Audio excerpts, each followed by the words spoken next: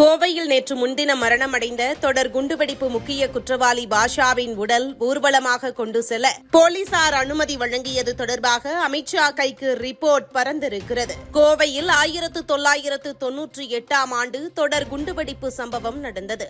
இதில் 58 பேர் உயிரிழந்தனர், 231 பேர் படுகாயமடைந்தனர், பல கோடி ரூபாய் மதிப்புள்ள சொத்துக்கள் சேதப்படுத்தப்பட்டன. அல்லுமா என்ற தடை செய்யப்பட்ட பயங்கரவாத அமைப்பினர் இந்த சம்பவத்தில் ஈடுபட்டனர்.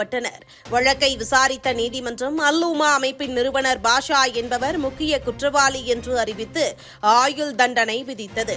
குண்டுவெடிப்பில் தொடர்புடைய வேறு பலரும் தண்டிக்கப்பட்டனர். இந்நிலையில் முக்கிய குற்றவாளியான பாஷாவுக்கு உடல்நலக்குறைவு காரணமாக கடந்த பிப்ரவரியில் ஜாமீன் வழங்கப்பட்டது. மருத்துவமனையில் சிகிச்சை பெற்று வந்த அவர் நேற்று முன்தினம் மரணமடைந்தார். அவரது உடல் நேற்று உக்கடம் புல்லுக்காடு வீட்டிலிருந்து வின்சென்ட் ரோடு, பெரிய கடை வீதி, குட்ஷெட் ரோடு, தேவாங்கா பள்ளி ரோடு வழியாக பூ மார்க்கெட், திப்பு சுல்தான் பள்ளிவாசலுக்கு ஊர்வலமாக கொண்டு செல்லப்பட்டு அடக்கம் செய்யப்பட்டது.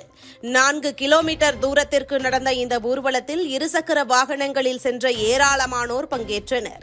ஊர்வலம் செல்லும் போது மாநகரில் போக்குவரத்து முற்றிலுமாக நிறுத்தப்பட்டது. போலீசார் ஏராளமானோர் பாதுகாப்பு பணியில் ஈடுபட்டுக் கொண்டிருந்தனர். 58 பேரை பழிவாங்கியவரின் இறுதி ஊர்வலத்திற்கு போலீசார் அனுமதி வழங்கியது பல்வேறு தரப்பினர் மத்தியிலும் அதிருப்தியை ஏற்படுத்தியது. நேற்று நடந்த அந்த ஊர்வலத்தில் 2000த்திற்கும் மேற்பட்டோர் பங்கேற்றனர். இந்த விவகாரம் தற்போது பெரும் சர்ச்சையையும் விவாதத்தையும் கிளப்பியிருக்கிறது. கோவை குண்டுவெடிப்பு குற்றவாளி பாஷாவின் மரண ஊர்வலத்தில் கலந்து கொண்டவர்கள் குறித்து முழு வீடியோ பதிவும் மத்திய உள்துறை அமைச்சகத்திற்கும் ரா அமைப்புக்கும் அனுப்பப்பட்டுள்ளது. மேலும் இந்த ஊர்வலத்தை முன்னணியிலிருந்து நடத்தியவர்கள் யார் யார் என்ற தகவலும் ரிப்போர்ட்டாக சென்றிருக்கிறது. குறிப்பாக ஊர்வலத்தில் மத்திய உளவு அமைப்பைச் சேர்ந்த 100க்கும் மேற்பட்டோர் இருந்துள்ளனர்.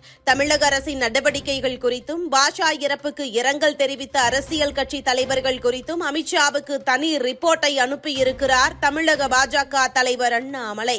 மேலும் எந்த ஒரு தனி நபரின் இறுதி சடங்கும் மரியாதையோடு அனுமதிக்கப்பட வேண்டும் என்பதில் மாற்று கருத்து இல்லை.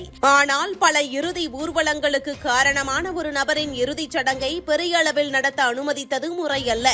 மேலும் வங்கதேச இந்துக்களுக்காக குரல் கொடுத்த தமிழக மக்களை, இந்து உணர்வாளர்களை கைது செய்து ஒரு நாள் முழுக்க சிறையில் வைத்த திராவிட மாடல் அரசு 60 உயிர்களை பலிகொண்ட, பல நூற்றுக்கணக்கான மக்களை செயலிழக்கச் செய்த, கோடிக்கணக்கான மதிப்புள்ள பொது சொத்துக்களை இழப்பதற்கு காரணமான ஒரு நபரின் இறுதி ஊர்வலத்தை ஒரு தலைவரின் இறுதி ஊர்வலத்திற்கு இணையாக நடத்த அனுமதித்தது கண்டனத்திற்கு உரியது. இன்றும் அல்லுமாவை தோற்றுவித்த, தீவிரமாக செயல்பட்ட பலர் தீவிர அரசியலிலும் மத அமைப்புகளிலும் உள்ளனர் என்பதை தமிழக அரசும் காவல்துறையும் மறந்துவிடக் கூடாது என்ற கேள்விகளும் தற்போது எழுந்திருக்கிறது. இதுபோன்ற முக்கிய நிகழ்வுகள், அரசியல் தகவல்களை ஆழமாக மாறுபட்ட கோணத்திலும் அறிந்து கொள்ள மறக்காமல் உங்கள் TNS24 டிஜிட்டல் பக்கத்தை பின்பற்றிக் கொள்ளவும். உங்கள் ஒவ்வொரு ஆதரவும் இதுபோன்ற பல நிகழ்வுகளின் பின்னணியை அறிய உதவும்.